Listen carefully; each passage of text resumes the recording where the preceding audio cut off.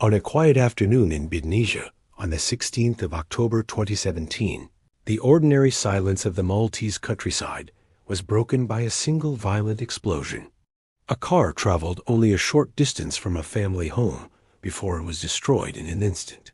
Inside was investigative journalist Daphne Caruana Galizia. The blast that killed her did not only end one person's life. It exposed the structural weaknesses of a state, the pressures on a democratic system, and the danger that confronts journalists when the subjects of their investigations operate in an environment where accountability can be avoided. Daphne Caruana Galizia had been a central figure in Maltese journalism since the late 1980s. She began her career in print, working for newspapers that covered Maltese politics during a period of turbulence and reform. Over time, she developed a distinctive approach, a combination of public interest investigation, scrutiny of financial networks, and detailed examination of how political authority was exercised. Her writing moved increasingly toward the gray spaces between legitimate governance and the illicit use of influence. Her focus extended beyond individual scandals and toward the underlying systems that permitted those scandals to emerge. By the mid-2000s, she launched her own online platform, which allowed her to publish without editorial restrictions. It became the most widely read news source in Malta. Through this medium, she published stories about corruption within political parties, questionable government contracts, conflicts of interest among officials, money laundering structures, and links between business figures and organized crime.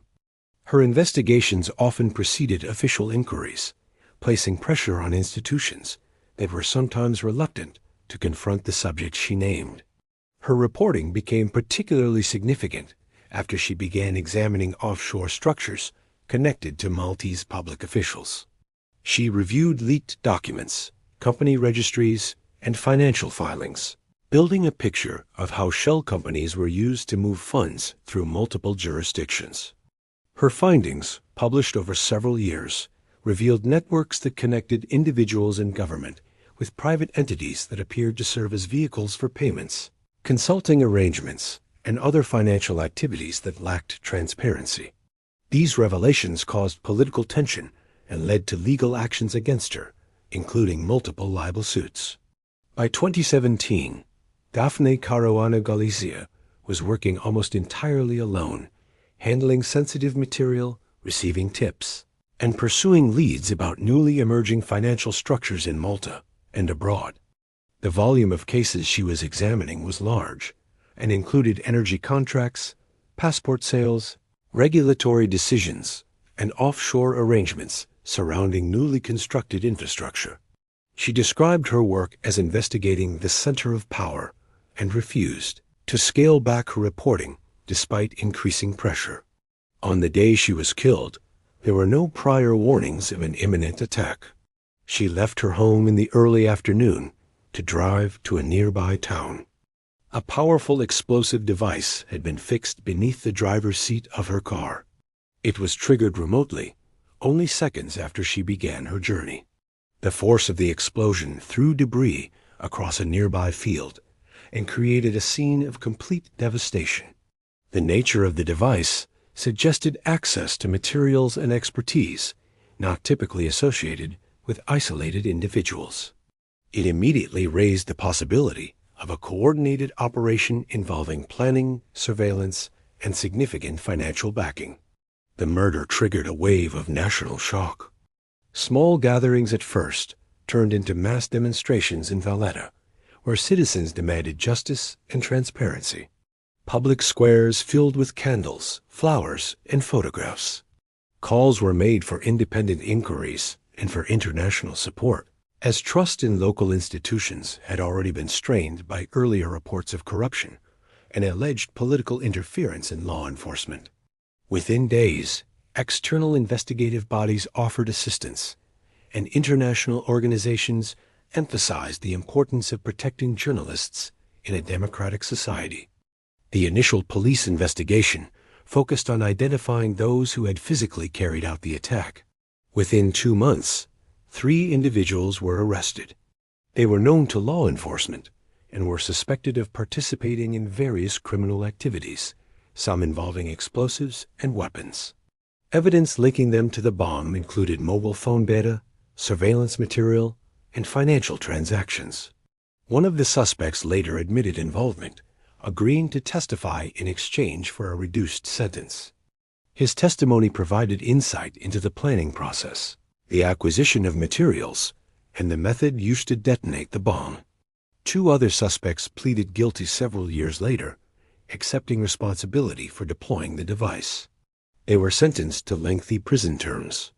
Their admissions helped confirm details of how the assassination was executed, including the use of remote triggering equipment and the steps taken to monitor Daphne's movements on the day of the attack. These convictions established the identities of the bomb makers and the operational team, but did not address who had commissioned the attack or what the underlying motive was. Attention then shifted toward identifying those suspected of orchestrating the killing. Through further investigation, authorities arrested a prominent businessman with ties to major national projects and offshore companies. He was charged with financing and ordering the assassination.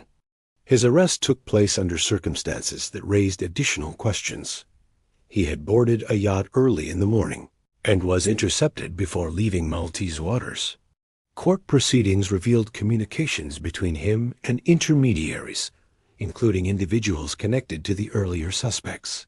His case became central to understanding the broader context of the assassination. He denied the charges, and legal proceedings extended over years due to the complexity of evidence, the involvement of multiple intermediaries, and the need to examine financial records spanning several jurisdictions. While awaiting trial, he was placed under extensive bail conditions. His case remains active, and no final determination has yet been made regarding his role in the murder.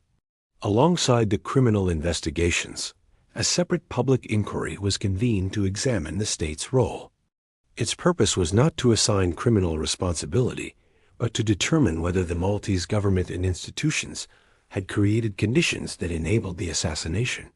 After extensive testimony from officials, journalists, investigators, and Daphne Caruana Galezia's family, the inquiry concluded that the state bore responsibility for fostering a culture of impunity. It found that systemic weaknesses, political interference, and a failure to act on earlier warnings contributed to an environment in which those seeking to silence a journalist could believe they would not face consequences. The inquiry also found that Daphne had received no effective protection despite threats and the sensitive nature of her work. It identified structural deficiencies within law enforcement, including delays in investigating corruption allegations, insufficient independence from political actors, and a lack of coordinated responses to credible risks faced by journalists. The findings prompted public debate and recommendations for institutional reform, though implementation has been uneven and remains under examination by civil society organizations. Despite the progress made through court cases and inquiries, significant issues remain unresolved. The full hierarchy behind the assassination is not yet legally established. The motivations behind the killing, beyond the desire to stop Daphne's reporting, are still being explored through ongoing legal processes. Investigators continue to examine whether additional individuals played roles, either in planning, financing, or facilitating the attack. Some evidence suggests that multiple actors may have intersected around the murder due to overlapping financial and political interests. The broader implications of the assassination extend beyond the criminal cases. It exposed weaknesses in Malta's governance, including regulatory gaps, insufficient oversight of major economic projects, and the vulnerability of institutions to external influence. It also brought international scrutiny to the island's financial regime, which had been criticized for enabling complex corporate structures with limited transparency. Daphne's reporting had highlighted many of these issues before her death, and her assassination intensified calls for reform. Her legacy is visible in the continued work of journalists, who now pursue many of the stories she left behind. International investigative networks, collaborated to complete some of her unfinished work, ensuring that attempts to silence her reporting would not succeed. Her family established an organization dedicated to defending press freedom and supporting journalists facing threats. Annual events commemorate her work, and global discussions about journalist safety frequently reference her case as a defining example of the dangers faced by individuals who expose corruption. Years after the explosion in Bidnesha, Malta continues to confront the consequences of the assassination. Legal proceedings move forward, slowly. Institutional reforms remain a subject of debate, and the full truth behind the killing has not yet been fully established.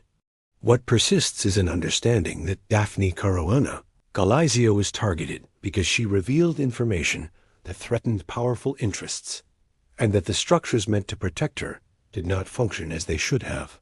Her case stands as a reminder of the essential role investigative journalism plays in holding power to account, and of the vulnerability that journalists face when corruption, influence, and impunity intersect. The search for complete accountability continues, driven by the unresolved question at the center of this story: who ultimately ordered her death, and how far did their influence reach?